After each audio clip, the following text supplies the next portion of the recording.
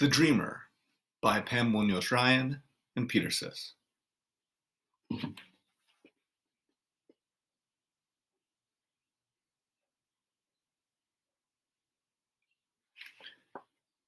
Tree.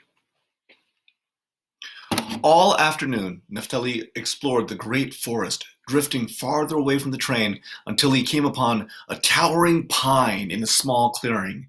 He looked up at its height and wondered what it had seen from its branches. Did it hide all the secrets of the forest within its dark nooks?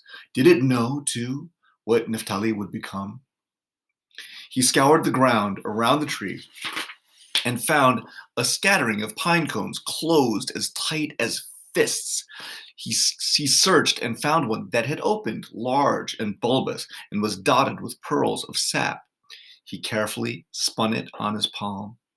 The scales resembled a carousel of iridescent wings. He turned it upside down. It looked like a cascade of miniature umbrellas. Lifting it with both hands, he considered its beauty. Then, in gratitude, Neftali gazed up at the great tree that had bestowed such a treasure. "Thank you," he whispered. Something moved in its branches. Neftali carefully scanned each limb. There was nothing but the gentle movement of pine needles from a soft breeze.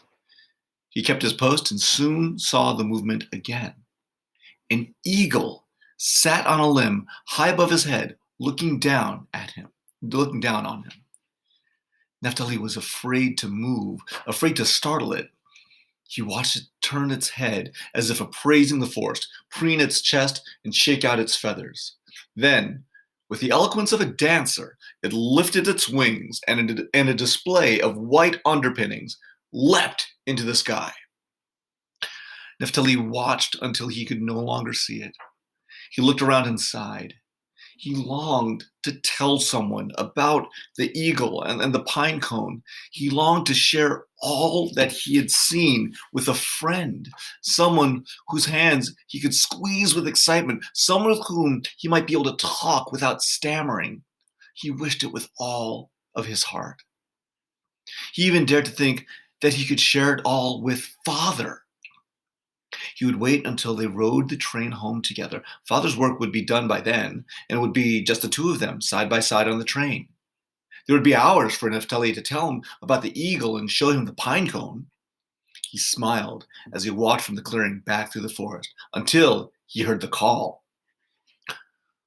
Choo-choo-choo-choo-go! Choo-choo-choo-choo-go! Choo-choo-go! Choo-go! Choo-choo-choo-choo-go! The chukal bird. From which direction was it coming? If it called on his right side, it meant good luck and happiness. If it called on his left, it meant bad luck and disappointment. And it never lied. Neftali spun around, but now he was confused and could not tell where it was. Just in case, he quickly set down the pine cone, removed his sweater, and put it back on. He retrieved the pine cone and listened. Choo-choo-choo-choo-go! He heard the call again. This time, he was sure it was on his right. Good luck. Maybe even for what he had wished for today, a close friend and Father's affection. Neftali grinned. As he turned, he saw the chukal bird flitting from a fallen log to a low branch to the duff on the forest floor. It sang again. Rodolfo was right. It was small, but louder than anything he had heard in the forest, except for Father's whistle, which now sent out a shrieking signal. Neftali headed straight for the train, stopping only to pick up a furry caterpillar. Later, he would show it to Father and ask him to identify it. When he arrived at the locomotive, Father and the workers stood together, talking. Slowly, Neftali approached, balancing all of his treasures. The men began to chuckle. Neftali looked down at himself. His front pockets bulged. Sticks sprouted from his back pockets, along with trailing vines. Small feathers and dried leaves that had stuck in his hair fell to the ground. The pine cone lay cradled in one hand, the squirming caterpillar in the other. Now the men laughed louder at the spectacle. Neftali saw Father's cheeks pink with embarrassment. He sucked in his breath, overwhelmed with the idea that he had drawn attention to himself. Had he been a fanatic? How would Father react to this shame? Quickly, he set the pine cone and the caterpillar on a nearby rock and removed the contents of his front pockets: bird eggs, waxy leaves, the tip of a fox's tail. He pulled the sticks and vines from his back pockets and tossed them aside. He reached up and tousled his hair. Dust and duff rained over him. The men howled with laughter. Father's face tightened and turned to stone. "Enough nonsense! Everyone to the train. It's time to go." He turned and marched away. Neftali couldn't bear to leave the pine cone behind. He snatched it up, tucked it under his sweater, and climbed aboard. In his seat, he huddled as close as possible to the window. A worker paused beside him as if to say something, but before the man could open his mouth, Father bellowed, "Ignore the boy! He's an idiot!" The man gave Neftali a sympathetic nod and moved down the aisle.